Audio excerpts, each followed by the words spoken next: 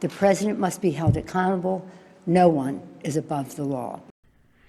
That was House Speaker Nancy Pelosi reminding all of you that no one is above the law. That was from before they actually impeached President Trump, and she was telling everyone her intentions and what she planned on doing during the impeachment trial. The only thing is, though, Nancy Pelosi thinks no one is above the law except for her, and we learned this last week. Podcast 196 is going to discuss the Speaker of the House and how when she is called on the carpet for breaking rules or breaking the law, well, she shifts the blame to someone else. And while this is an open invitation to why America needs term limits in our country.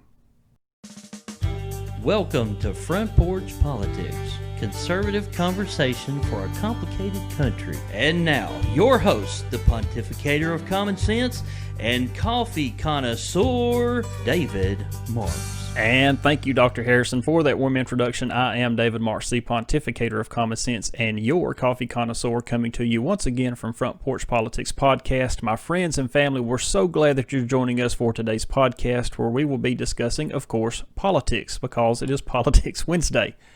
So as most of you know, last week, Nancy Pelosi was busted going into a hair salon that was supposed to be closed. Now, keep this in mind. There's a lot of people right now still out of work. There's a lot of salon owners who cannot open up in the state of California. But yet Nancy Pelosi makes sure that she goes to get her hair did inside this salon. So she gets to keep her appointment, but you do not.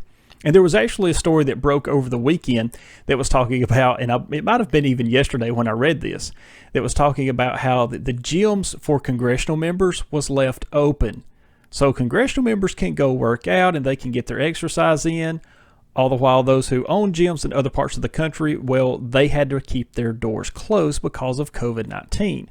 See, number one, our whole economic problem will be solved very fast if we open our economy back up. Now, in time, what we did may have been the right thing to do.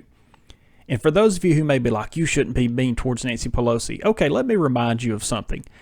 Nancy Pelosi, the Speaker of the House, has been in politics a long time, and she is a very cutthroat and callous person. So I don't think that a little ridicule or a little calling on the carpet from a bumpkin in Alabama is going to hurt her pride a whole lot. It may make her mad, but it won't hurt her pride. And just to be honest with you, I don't think she's on our subscriber list. But what we are seeing, though, is that politicians think that they are above the law. There is no doubt there is a two-tiered justice system in our country. I would even think those like Peter Strzok would think that he's above the law because of his high position in the FBI, while you must follow the law. So, all of that being said, Nancy Pelosi last week goes into a beauty salon and has her hair done. She's not wearing a mask, she's not social distancing from this person, and then she gets called on the carpet for it. When they call her on the carpet at a press conference, what does she do? Does she say, you know what, I made a mistake, it was my fault, I shouldn't have done this, I should have been following guidelines? No, she doesn't do that at all. She actually tries to deflect, number one, and start talking about how many people are dying from coronavirus, or that her $3 trillion bill has not been passed through. But they still continue to ask her questions, to which she responded that she thinks that she was set up and that the salon owner owes her an apology. I mean, that is the mentality of those who think they're above the law, that when they're actually called out and they're to be held accountable by the people, we the people, when they're called out and held accountable by us, what do? Well, they decide to play punt and cover, and they will blame someone else for the issue. And that's exactly what Pelosi's doing in this situation. She's not taking any responsibility. She's blaming someone else for what she did wrong. Now, granted, she's saying the salon owner shouldn't have let her come in because she should have known the rules. Okay, we can look at it that way. But Pelosi or her staff also had to call the salon and make the appointment. I mean, she had to put forth the effort. I don't anticipate that this woman called Pelosi up and said, hey, I've got an open chair since, we're all closed right now, so feel free to drop by. This was a scheduled event. This is the same thing that we're seeing from Pelosi time and time again. She wants to tell you that she's for women's reproductive rights, and that if we do away with abortion, that is just violation of a woman's reproductive rights. But she also wants to tell you that Black Lives Matter. She wants to kneel with her kente cloth, and she wants to put on a spectacle. Well, I wonder how Pelosi would really feel if she had to take a hard look into Planned Parenthood and how many African American babies they have killed every year. See, because I'm guessing if she actually looked at the statistics, which she would deny, I'm sure, she would see that all black lives don't matter to her, because she's more than happy to fund Planned Parenthood, who kills black babies every year. As a matter of fact, all lives don't matter to her, because she's more than willing to give funding to an organization that kills babies. So if you want to say, well, Planned Parenthood does research on women's health, okay, we'll take that money, and they can only do it towards women's health care. They can't do it towards abortion. They can't use that money in any other way, only towards health care. And you'll see a radical change in what Planned Parenthood does, because I'm telling you, they do take the lives of many, many babies every year.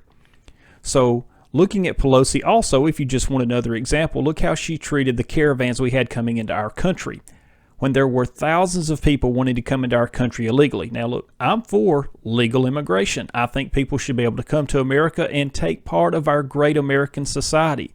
I would want to come to America if I were in another country, and I would want to be part of this awesome country that we have. So I'm not anti-immigrant. Most people that I know, I would say all people that I know, they are not against immigration at all. But what they are against is illegal immigration. There has to be some kind of accountability. So while Pelosi wants to tell you that no one's above the law, she's okay with letting people come into our country illegally, which is putting people above the law. You see, it's double talk, it's a double standard, and it just doesn't work. The American people don't buy this. So the whole point of bringing this up to you is that while Pelosi was talking about how no one's above the law, but she's okay with illegals coming into our country, that we don't need a wall in our country because that's racist, she lives in a gated community. In her district where she lives behind, guess what? A gated wall. She lives behind a gated wall with maximum security. And she also does so while there are people outside who are homeless. And she's making a pretty good salary on our tax money just to boot. So this brings to mind what took place when the lockdown started. Pelosi was seeing where there was thousands and millions of people who were losing their jobs, and she goes on TV and on late shows, and she does this whole little parade of her favorite ice creams while she's standing in front of multiple $1,000 refrigerators. Of course, you all remember this.